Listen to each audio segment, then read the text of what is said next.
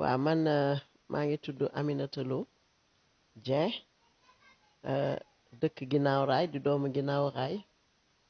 yàlla dogal ma def des études d'abord en France foofu laa amee brevet ma ñëw Sénégal fi laa amee bac dama am parcours bu xaw a atypique au lycée Seydina Limamou Laye ma def université Dakar première année deuxième année de pharmacie. Après, il y a eu l'année invalidée.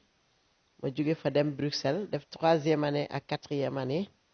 Après, j'ai fait un diplôme d'études spécialisées de chimie appliquée à la cosmétique. Je faire les produits. C'est vraiment de la chimie. Alors, Yalla Dogal, mon ligue L'Oréal, c'est une grande firme internationale. Ligue na fa ñetti at en Belgique. Ah, Yalla suñu borom def itam bolé mak président Ablaye Wade très tôt. À l'âge de 14 ans ma ànd ak moom maa ngi koy ñaanal yàlla guddal fanam mu tette ma ci politique mes premiers pas politique maa ngi ko defee parti démocratique sénégalais Ablaye Wade mooy sama mentor di sama papa di sama xarit bi nga xamee ni nag nekk na yàlla jox na ko pouvoir bi moom moo ma woolu Belgique ma ñëw fii mu dénk ma ay responsabilités yi ma njëkk a am nag bokk na ci d'abord yi ma ginnaaw raay fal ak Pikine fal ma nekk conseillère municipale fii ci ginnaaw raay temps wu Gelaajo boobu xale bu ndaw la ak conseillère municipale ville de Pikine Demba Seck ñaari fal yooyu laa njëkk a am président Ablaye Wade nekk président woolu ma def ma député à l'Assemblée nationale après mu jox ma ministère des Sénégalais de l'étranger daal di may yokkalaat ay ndombal tànk jox ma tourisme sénégalais de l'extérieur artisanat porte-parole du gouvernement après mu joxaat ma ministère des institutions après mu jox ma ministère de l'action sociale et de la solidarité nationale ginnaaw bi régime bi daanoo ci la créé l'alliance le parti alliance patriotique pour l'émergence et le libéralisme jokkoo jubal jariñu mooy parti bi nga xam ni man ak ay doomu aadama ay intellectuel ay jigéen ay femmes politiques hommes politiques ñoo àndandoo créé ko parti bi nag maa ngi nuyu militantes yi nekk ci gox-goxaat yépp nag parce que le parti est représenté partout au Sénégal am nañ sax ay candidats Vélingara am nañ fa candidat Yewwi à Touba à Latmingué suñu candidat yëpp appel 3 yi ñoo jiite liste Yewwi yi nekk foofu yëpp ba bitim réew ñu ngi fay am ay responsable yu mag maa ngi nuyu ñëpp muy Italie muy France muy Brésil muy dëkk yooyu yëpp maa ngi nuyu suñu responsable parti yi yàlla def itam ndombal tànk yi ma occupé wax dëgg yàlla permettre na ma am une expérience dans la gestion de l'État vraiment jaar naa fa def fa ay réalisation yu am maanaa ministère yi ma jaar yépp mais aussi def naa fa gestion bu rigoureuse ndax IGE musuma convoqué naam sax jéem nañu mais saytu nañ ma gisuñu ci man dara lu lëndëm kenn musuma épinglé ci gestion parce que alhamdulilah lay wax rigueur laa jiital ci lépp lu may def ak intérêt askan bi nga xam ni moo tax ñu dénk ma responsabilité kon loolu maa ngi ci sant yàlla bu baax Sénégalais de l'extérieur man maa créé le FAISE le fonds d'appui aux Sénégalais de l'étranger créé la direction de l'investissement des Sénégalais de l'étranger créé aussi le bureau de l'aéroport des Sénégalais de l'étranger mooy le bureau d'accueil et d'orientation. Également, au niveau du tourisme, j'ai assaini le secteur. Man ma nivelé les hôtels, tous les hôtels qui sont au Sénégal, man ma leen nivelé maanaam jox leen ay étoiles ñi 2 étoiles ñi 3 étoiles parce que bi may ñëw kenn xamul hôtel yi c'était vraiment du charabia mais góorgóorlu naa ak équipe bi ma amoon ba def ordre bu baax ci secteur touristique créer ay bureau yu bees man le bureau de Atlanta du tourisme man maa ko créé vraiment renforcer la police touristique pour touristes yi am jàmm également def ay plan d'aménagement pour yokk suñu offre touristique au Sénégal le plan d'aménagement de Lompoul de la zone nord man maa ko def mais également le plan d'aménagement de Joal de Pointe Sarène yooyu yëpp man maa ko def actuellement ñi ngi koy exploiter artisanat yàgguma fa mais c'est un secteur extrêmement important dans la vie des Sénégalais parce que les mécaniciens les tailleurs les menuisiers métalliques menuisiers bois dégg nga ñooñu ñëpp tey boo leen jëlee dégg nga dañuy représenter au moins 1 million de personnes actives dans la vie active kon secteur boo xam ni la man amoon naa ci yéene bu mag parce que boo demee dëkk yu mel ni Maroc tey seen secteur artisanal moom la ñu appuyé wu pour presque développer le Maroc ñun nag am nañ ay artisans yu xarañ mais il faut ñu gunge leen donc vraiment yéene boobu yàlla na ma ko yàlla eggaleel rek laay wax xëy na su ma nekkee président de la République du Sénégal bu boobaa dinaa gën a mën a taxawu secteur boobu ndax secteur boobu soxla nañu formation parce que tey li ñuy jéggaani bitim réew di jëndi ay fauteuil ay meubles et cetera buñ leen gën a jàppale ci finition jàppale leen ci financement ñu gën a am précision dans ce qu'ils font yaakaar naa Sénégal dootul soxla di dem di seeti benn dëkk di fa jënd ay meubles wala ñu fay jënd ay portes wala ñu fay def leneen nañu jàpp ne la base du développement mooy fexe ba li ngay produire sa dëkk di ko produire ba pare sa dëkk di ko consommer production boobu nag da nga koy teg ci xam-xam ak moyen sénégalais yi am nañ xam-xam mais ñu ci bëri dañoo manqué moyen kon tey fii ci commune bi artisan yi nga xam ni ñoo fi nekk nañ dalal seen xel xam ni seen ministre buñ ma jàppalee ba yàlla jox ma commune bi incha allah rabbi dinaa leen gën a taxawu ba Sénégal yëpp secteur artisanat bi yëpp xam ni man am naa yéene bu baax artisan yi jëm kanam te fii laa koy tàmbalee incha allah ci ginnaaw raay bu dee wàllu action sociale ministère des institutions c'est un ministère extrêmement important parce que ci ngay xamee les rouages de l'État yow yaay nekk diggante toutes les institutions la présidence de la République le Conseil économique et social l'Assemblée nationale la Cour des comptes la médiature loolu yëpp yaay nekk ci digg bi di dox diggante yi mais li ci ëpp solo mooy boo nekkee Assemblée nationale da ngay nekk au même titre d'information que le Premier ministre c'est-à-dire tu peux dire que tu es le cœur de l'État du Sénégal donc ministère boobu vraiment jàngal na ma état ma xam projet état programme yëpp foofu lañ koy nasee action sociale tamit yàgguma fa mooy solidarité nationale parce que Sénégal dafa nekk di dëkku teraanga dëkku solidarité ñun loolu lañ ñu yaree mooy sunu socle biñ ma ko joxee nag def naa fi ay màggal ay gàmmu ak tabaski moment yoo xam ne c'était des moments très forts population bi ma fi nekkee yëg nañ ni solidarité mi ngi doon dox bu baax a baax ndax lépp lu ma am ci ministère bi dama ko delloo ci askan bi même benn opération bu ma mujj def j'ai distribué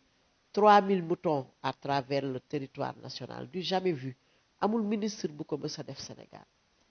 également def naa ci màggal yeeg gàmmu yi dama doon tànt ci Tiwaawan tànt Touba di joxe ay ndimbal bu baax pour nit ñi gan yi ñuy recevoir ñu bañ a am jafe-jafe mais solidarité dafa am solo parce que dañ ko war a gën a organiser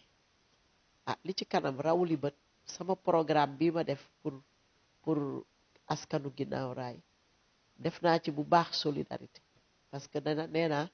dinaa créer un fonds social d'appui aux ménages vulnérables dégg nga donc fonds boobu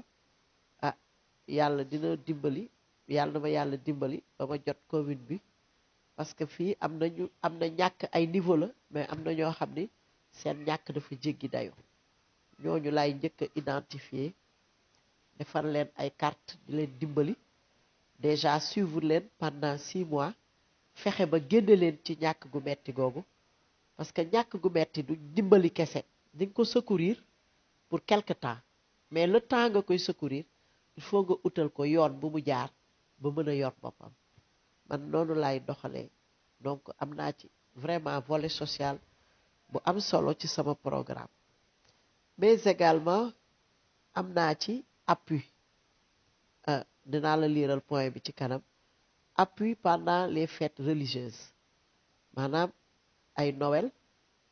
ay Carême gàmmu tabaski koor korité nga xam ni moment la yoo xam ni sénégalais yi dañuy soxla ku leen gunge parce que dépense su kër yi day yokku moment boobu nag sama commune bi décidé na jàppale askan bi bu baax ci période yooyu muy gàmmu muy màggal ba nga xam ni dina yëg ni mairie am na njëriñ.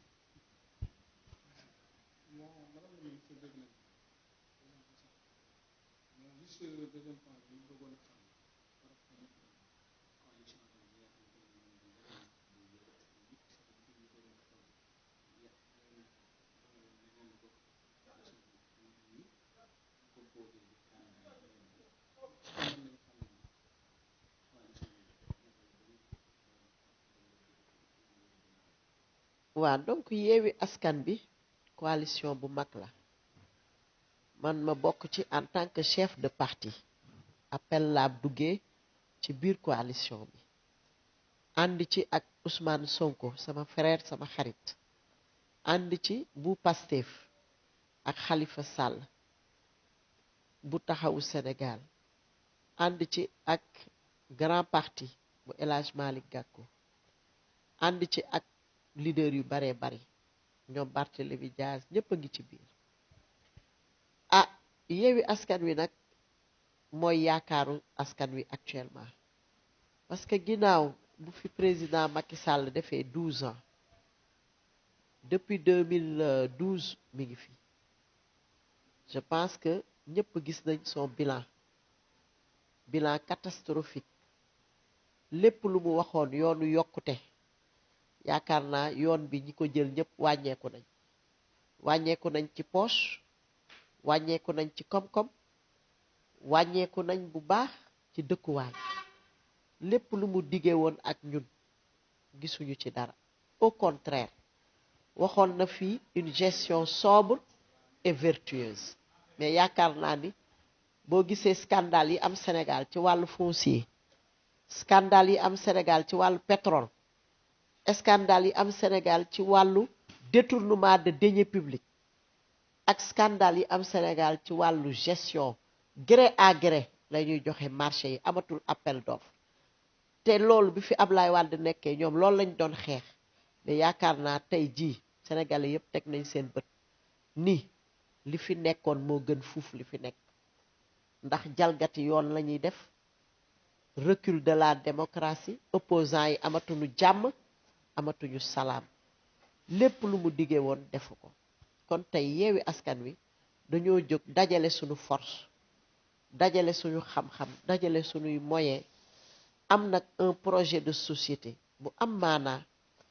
boo xam ni dañuy wax une gestion transparente rigoureuse le Sénégal aux Sénégalais mais pas le Sénégal aux étrangers loolu moo waral ñu lënkaloo tàmbali nag ci élection communale yi am na leader yoo xam ni nekkuñu candidat mais am na leader yoo xam ni comme man candidat la sama commune Ousmane Sonko candidat la Ziguinchor kon li ñu bëgg tey mooy ginnaaw Macky Sall ak ñi mu àndal tas nañ yaakaaru Sénégal ci gestion bi nga xam ni moom la wane sénégalais yépp a ngi jooy ñu nekkatuñu sax des patriotes chez nous léegi étranger yi ñoom la favoriser ñun ñu nekk ay doxandéem ci réew mi fii ci ginnaaw raay nag ñaari liste la fi Macky Sall am benn bi mooy Bennoo Bokk Yaakaar man tas yaakaar laa leen di woowe mooy Bennoo Bokk Yaakaar mooy fas bi beneen bi mooy buntu bi ñaari liste la fi am waa APR dañoo ber seen liste tuddee ko buntu bi waa PS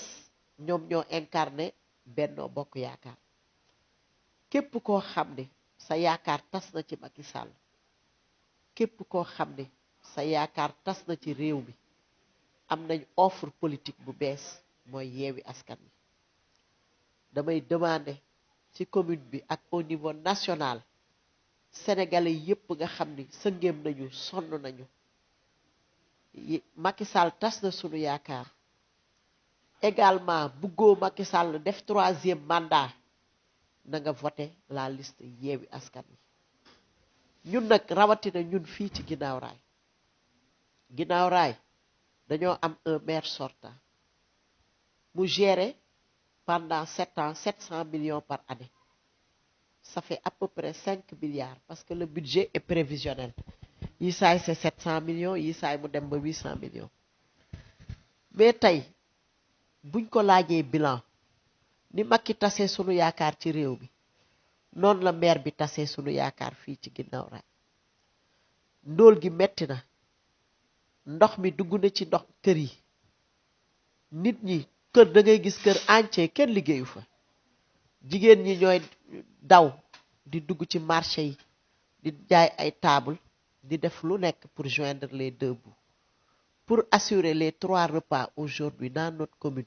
un peu partout d'ailleurs au Sénégal ça devient très difficile kon léegi ñun sunu maire amul ci 5 milliards yooyu ma cité léegi mu gérer ko munoo dox ci njàng mi ba gis ko munoo dox ci santé bi ba gis ko munoo dox ci canalisation yi ba gis ko munoo dox ci environnement bi ba gis ko munoo dox ba sentir ni ñun am nañ commune am nañ budget man su ma nee sax budget bi 700 millions la sax am na ñoo xam ne sax dañuy tiit ndax duñ ko gis le maire a fait voter un fonds d'aide de 35 millions mais 35 millions yooyu amul ginnaaw raay kenn ku ci bénéficier wu ku feebar junni la lay may ku am dëj mu jaale la 10 000 ñun sunu maire loolu mooy bilan boole ci nag tabax ay kër au vu au su de tout le monde jënd ay otoom c'est-à-dire lui il s'est enrichi lui-même sunuy milliards daf ko jëriñoo moom ak ñi mu àndal moo tax l'heure du bilan à l'heure du bilan il n'a pas été capable de nous présenter un bilan parce qu'il n'a pas de bilan alors qu'est-ce qu'il nous reste à faire lan moo des population bi ñu xam ni bépp liste bu fi nekk dégg nga nañu bëgg a def ni maire rek ñii seen bopp leen tax a jóg amuñu projet de société ñii amuñu certificat sax pour bind lettre wala diriger quoi que ce soit amuñu parcours amuñu expérience yaakaar naa ni ñun on a une bonne équipe sunu liste y a des hommes et des femmes de qualité ak ñu am expérience on a une bonne équipe te yaakaar naa ni boo jëlee sama candidature nga comparer ko ak ñeneen candidature yi y a même pas photo également ñu am un bon programme qui est là que je vais vous lire tout à l'heure en 16 points programme bi am nañ ko même en version vidéo pour ku ko mënta lire nga gis ko sa bët c'est la meilleure offre politique te lii ñu bind ñun kenn bindaluñu ko ñun ñoo dox def ay études xool quartier bi toog waxtaan def séminaire ak sunuy expert ba bind lii ba pare kale ko ci sunu am kale ko aussi ci relation yi ñu am bitim réew ñu dig ñu ay promesses yoo xam ne ay promesses yu wóor la pour jox ñu ay financement yooyu nag mi ngi dépendre ci waa ginnaaw raay ñoom bu ñu mobiliser voter massivement pour Yewwi Askan Wi incha allah dinaa diriger commune bi te su ma ko diriger dinaa fi def man ak équipe bi ma àndal lu ñu mësul gis Guinaw Rail dinañ soppi xar kanamu Guinaw Rail dimbali doomu aadama yi ba ñu mën a am jàmm parce que loolu rek moo ñu tax a jóg te loolu maintenant ça devient un devoir et une exigence personnelle.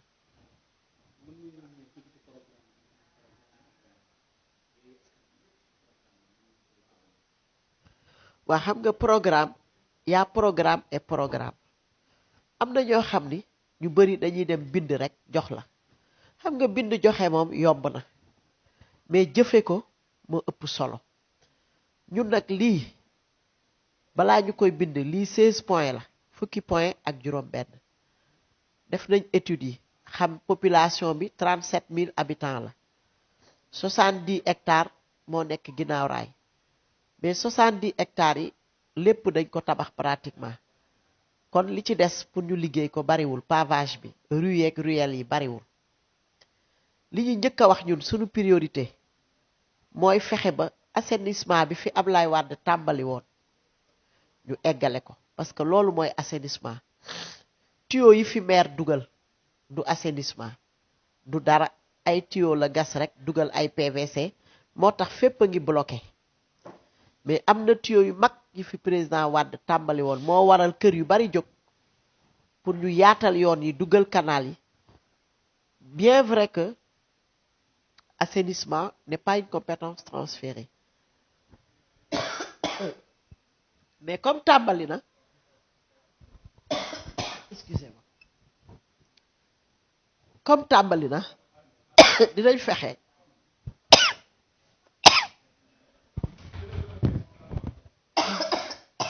dama joroxaan